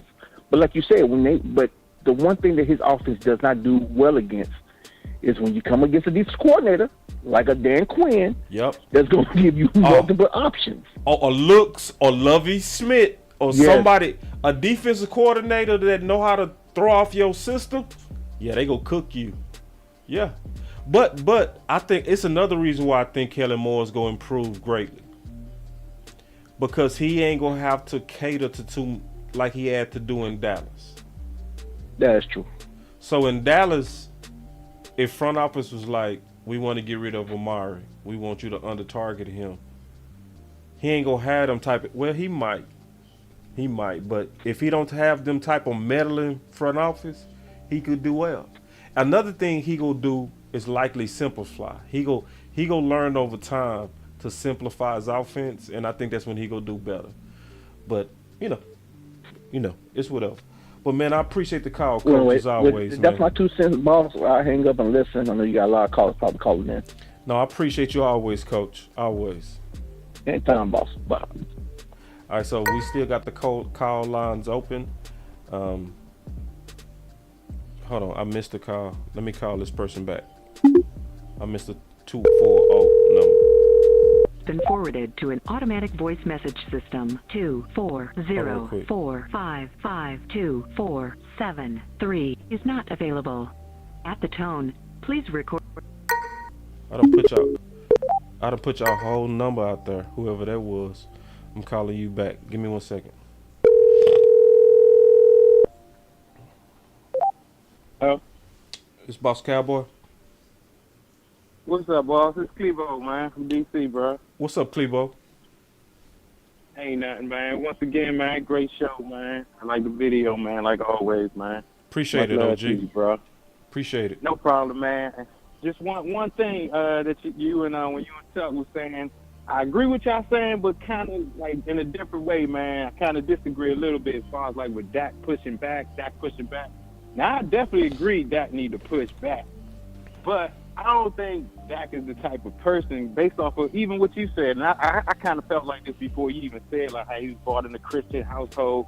Dak just seemed like a dude that respect people, you know what I'm saying? So I think he respects his coaches and his teammates and even ownership too much to push back in front of the media.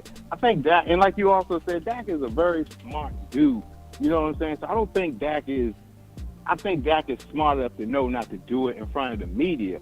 But in the same breath, like you played a video with Kitna and the other thing on Hard Knocks when, you know, he cussing the coaches out.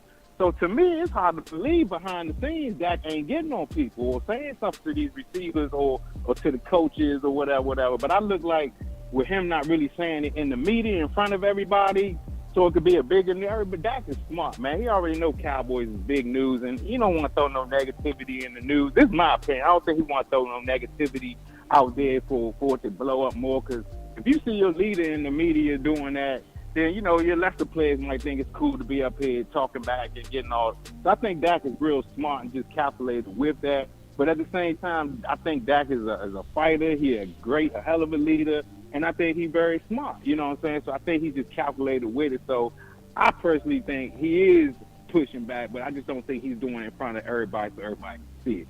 What do you think about that, bro? That's fair as hell. I can't push back on that. I mean, it's balanced. I think you measured your Kool-Aid perfect.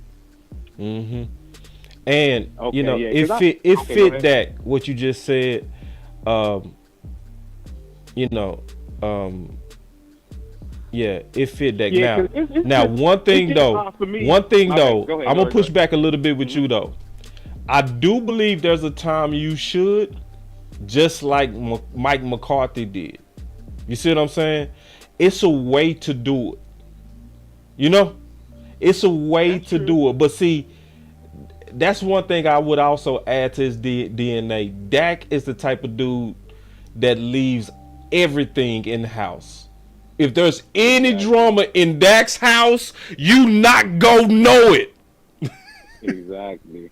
No, good point though. Good point though, Clebo. He seemed real loyal too, you know what I'm Yeah. saying? Like, he a loyal dude. He ain't gonna throw people. He ain't gonna say nothing. Like Dak is one of them. Everybody could have been fighting each other hard. My sons like this. My sons, they fight each other. They'll have bruises, a black eye. You'll be like, y'all been fighting? No.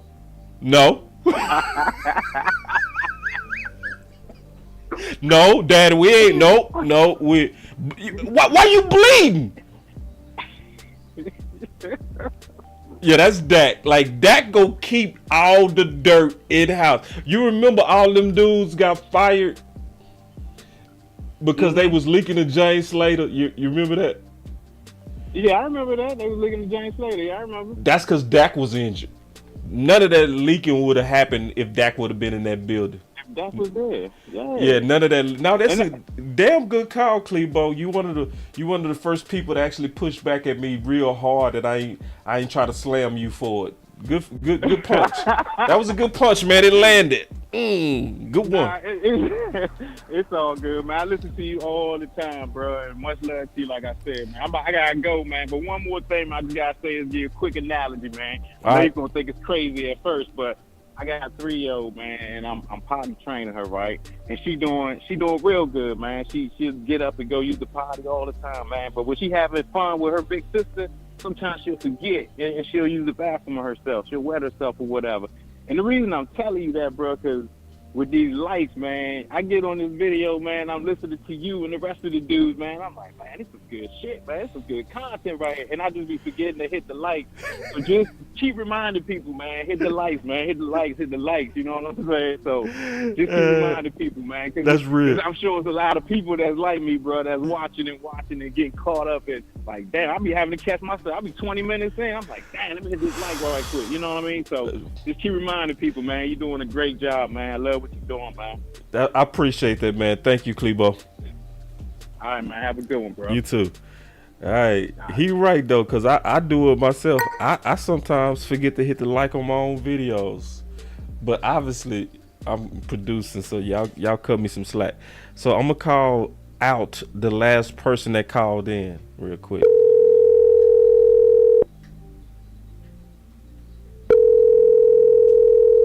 Then we go get out of here. I gotta go listen to that Kelvin Joseph's interview. Hello. It's Boss Cowboy. OG, what's good, baby? Who is this? This Common Sense, man. Oh, what's up, Common Sense? I should have known your voice, man. What's up, man? What's up, man? Oh, hey, man, enjoying this fire content, man. Getting ready for the interview with Henny and West Coast. Make sure everybody go check that out tonight. Oh, yeah, I'm going to go check that out for sure. I'm getting ready to get out so I can check that out. Look, you know I had to make sure you go check it out because I want your cornerback insight when we get done with it. Man, I'm gonna be in there like, you know what I'm saying? I'm gonna be in that thing. Yeah. Go ahead. I already know you go. I already know it's gonna be. Man, the thing about it is that it's hard to say what's in somebody's DNA. In my opinion. Based off of what, like, yeah, we're going to look at actions and everything to see what's in his DNA. When Bryan Broaddus, he said DNA was because he, takes those chances and he wants to take those shots or whatever, basically.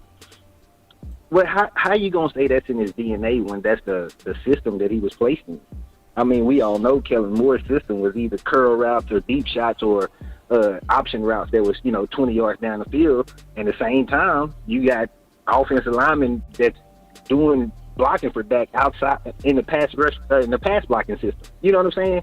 Yeah. So I don't get why we make assumptions on something. And, he can say that Kellen Moore was an issue, but yet blame Dak. Well, you're not putting two and two together. You know what I mean? Does that make sense? Yeah, it's not connecting the dots. Right. And that's what I'm saying. Like, and to me, that's the biggest problem with the Dak hate or the Dak critiques or whatever you want to call it, is that first off, you move the goalpost. You say the man is doing one thing, 2016, 2017, he was dink and dunk Dak. He can't never take a risk. He don't throw with anticipation. Now he throws with too much anticipation. He's throwing too many interceptions. He needs to go back to dink and dunk. Bro, why we always got to move the goalpost for this dude? Why we can't, I mean, I've been wanting to say this whole offseason. Look, man, 2023. Look, I'm sorry, bro. If you're a Cowboy fan, I understand. If you don't like Dak, you don't care about, bro. Let's just change the narrative for this one damn season, bro. Just one season. Everybody just ride with Dak, bro. One time, just ride with him. Don't critique him all the damn time. Don't move the goalpost and fight back on people that try to do so. I mean, it's pointless. This man do. If you want a quarterback so damn bad, bro, what are we going to have to do to get that quarterback that you think is going to replace Dak and keep us in contention windows next year? Don't worry, I'll wait. Right. Exactly. You're going to be waiting a while, too. Because with Dak Prescott, you're always, at the end of the season, with his winning record, you're always going to be in the lower half of the draft, you're not getting a good quarterback then. And guess what? Cowboys don't draft quarterbacks well in the first place. How about y'all think about that one in the first place? Dak was a 4th rounder. Tony Romo was undrafted free agent. The ones they do take high, they trash. We got lucky with the last 2 quarterbacks, so I'm not understanding why everybody is always hating and moving the goalpost. Now I understand this is more of what he said. He wasn't really hating; he was just stating his facts and stuff. But in general, man, we gotta back up off this dude and understand what all he's having to go through. We all sit up here, every fan in the Dallas Cowboy history has said we have a problem with front office and always being in the media and doing all this, and they just talk too damn much. But Dak navigates that shit perfectly. And y'all criticize him for that or for anything? Like, come on, man. We won't get this quarterback anywhere else. You can't go get Patrick Mahomes and put him in the Dallas Cowboys right now and expect he's going to win you a Super Bowl. He's not. Yeah. You know what I'm saying? And stop acting like Dak is the only reason why we have it. It takes 22 people on the field. You got 22 starters. Dak was going to have to do something. Okay, Dak played horrible in the San Francisco game. Guess what? There's a shit ton of other people that played horrible in that game too. I mean, it wasn't just his fault that, he played bad, and it was a majority. But there was a lot of other people that didn't do their job. We talk about playmakers and all this other stuff. When Tony Pollard went down, we only had one playmaker on the field. Why didn't nobody else step up and be a playmaker? Why is it always on Dak's shoulder? Oh, he's the quarterback. Okay. All right, boss. You mean you let me know when I'm wrong or I'm saying something that ain't right. I think it depends on who you talking to, because people that's having that type of argument, those are the fans that really have low knowledge, you know. So it's some people that really do believe that everything rises and falls on quarterback. Like, so anybody that says, Dak can't carry a team, I stopped debating with him immediately. I don't even go no further.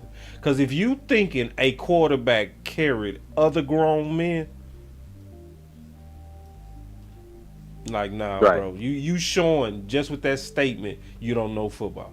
So I think I'm doing a better job now, common sense, of picking who to debate with.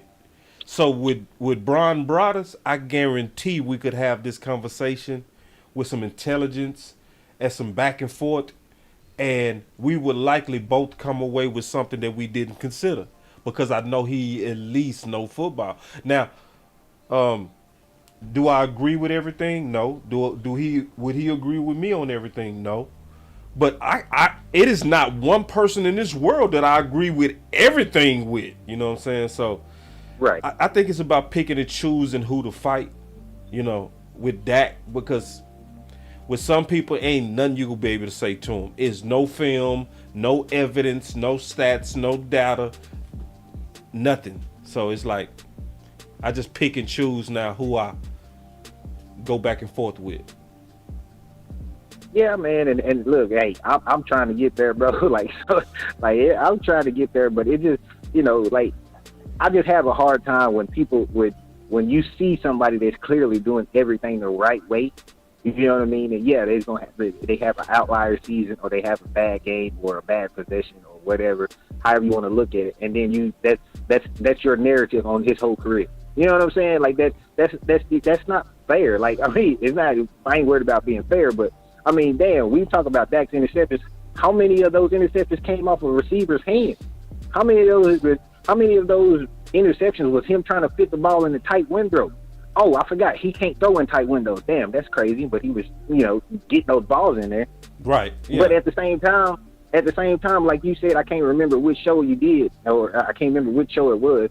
But you was talking about the Kellen Moore system and all this, and Dak is navigating through all the wee-woo. Yeah, all the wee-woo. Yeah. All the wee-woo. Okay. Oh, you see this guy? I think it was See when this you guy? breaking down Number one bullshit guy. He do the wee-woo. And then, trying to think, bro. He was talking about the detail determined fix, and you were saying, it was yesterday when you did the option, the route concept. Yeah. When you were saying it's only 9 routes. Right. Or whatever, right? Okay, so if we know that there's only 9 routes, but with Kellen, he was only running the curls and the option routes, which is the dig or the post. For the y'all that don't know, that's the 6 or the 8, and stuff like that. But if you look at all of that and how it was affecting the receivers, the offensive line, and all that, bro, we are really lucky to have that. Yep. Now I know that's a little push, you know what I'm saying? I know that's a little pushing it, but at the same time, when you got somebody that can navigate through all of the BS and still get you to a 12-5 season, or however you want, give 5 wins to Cooper Rush, whatever you want to care, I don't care. But he still navigated that off a broken finger, and then it just don't make sense. The dude, you're running him mirror. They was running mirror routes, bro. He was running mirror routes, bro. I don't. Right. Okay, like I played quarterback. Okay, so when you got a mirror route, one of the hardest things to do is what is your read? You see what I'm saying? Because everybody is going to the same distance. They're going 8 yards and curling back, right? So if you knock off my first read because everybody's running the same, 9 times out of 10 it's gonna be on your throwing side. Could kind of say maybe Coach Marvin, Coach Q can help us out with that. It's gonna be on your throwing side because that's your first. You already there. But if that's taken away by the time I come back, guess what? That one's taken away. I don't have nowhere to go with the ball. Right. And then my receivers are not getting separation. So what else are you expecting me to do in this, Kellen Moore? I'm not understanding. And then when you sit up here and say, hey, I'm not understanding, guess what that says? Hey, Mike McCarthy, we need a purpose to play call. Right, exactly. But yeah. You see what I'm saying? Totally. And that's the bottom line, man. Like that's like you remove the option routes and explain to these men, this is why we're doing this. This is where you need to be to give the quarterback depth and options. Like that's the only option a quarterback is supposed to have, in my opinion. Right. An option to go from this route or this route, not within that one route. You know what I'm saying? Make it sense. Is that making sense? I'm for option routes with the right people. Yeah, you're right. Yeah. So like, only person I want to run. If Amari Cooper is my number 1. Okay. Yeah. Definitely. I'm also for option routes for tight ends. I'm not for option routes for multiple weapons. So I do believe there's a time for it. I just don't believe there's a time to where you have all your weapons doing it. I think that's crazy. That's where and that's my whole point. If you're gonna have somebody run an option route, it needs to be one person, whether it be the tight end area, or your number receiver, 1, the Z receiver, the slot receiver. It don't matter. If you're gonna do that, do it that way. Not hey, CD and Schultz, y'all both got option routes. That's crazy. Right. That's stupid. Yeah. That's that goofy. Yeah, super goofy. But hey, let me take this. Let me take this comment real quick though, man. But appreciate your common sense. All right, bro. Have a good one, bro. You too, man. That was a very good call by common sense. Check this. I gotta take this one though because I think this comment sums it up perfect by L. Gene. He say Broaddus is wrong, but he speaks his mind and will admit when he's wrong. I respect that. I think that's perfect. That's perfect.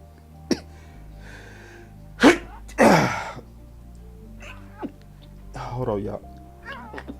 Oh my. I'm starting to break down, y'all. And that's why, because see, I'm going to be Broaddus one day. Because see, me and Broaddus, we are similar where I go against the crowd. This time, he went against the crowd.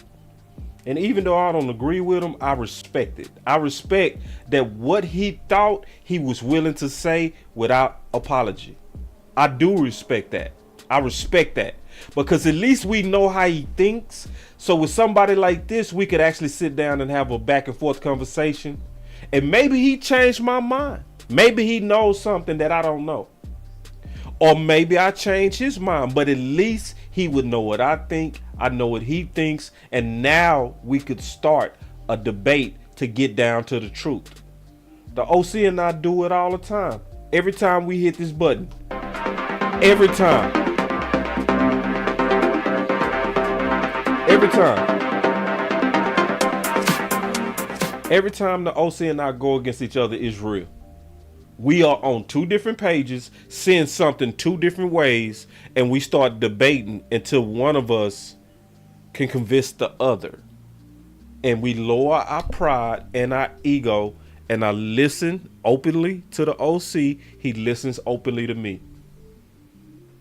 So I'm not mad, and I don't think we should be mad. I know it's a lot of people like, Bryan Broaddus, he's a trip and this and that. Like, man, listen, man, it's a hard job to speak every day on these issues and get everything right. Yeah, and see, this is another part. This is why I respect him. He admitted this Steele evaluation was wrong. And it was things that I sent him. And I said, hey, you said this. Have you considered this? And he would say, yeah, no, I haven't. Thank you for sending that to me. Like, Bryan comes across as a guy who wants to know. It's some of them guys don't want to know. I'm cool with you being wrong if you can turn and later be right. And he's shown that too many years for us to fully turn him down. Now, it's other people, I would turn them a new butthole because they earned it. They earned it with their arrogance, their ego, their wild takes. They're never going back on stupid stuff they said. But now, Bryan Broaddus has reversed course many times on things that he initially was wrong on. So I'm not here to tear him down. It's other people, I would tear him down in a heartbeat. I promise you. It's other people, I will be in here going crazy. But nah, not today. The only thing that I'm going at is the DNA and the idea, not him personally. You know what I mean? Just period. So, anyway, man, I'm finna get up out of here. I had a tragedy just happen. Somebody just passed. I gotta go handle that. So y'all keep your boy in prayer. It's death has come too close to my people. So we got an emergency that we gonna be dealing with. I'm gonna be dealing with. So, but anyway, man, y'all stay up. I might not drop as many shows because I know I'm gonna be kind of dealing with some family stuff. So, but y'all keep your boy Boss in prayer, and we will be dropping more content soon. But until then, I feel confident about Daks DNA, and y'all be on the lookout for more videos, film breakdowns, because we're gonna be dropping as many as we can given what will happen. But y'all stay up. It's Boss Cowboy Sports, where your voice matter. Peace. Another one. Let's go. Boss Cowboy Sports, where your voice matters. Bringing real back. 50 speaking his mind. That boy with the shit. Who bringing real back? Are y'all bringing real back? Or are we bringing real back? Run it up. Let's go. Everybody around me shooters, ain't no telling who was shooting. Run it up. Boss Cowboy Sports.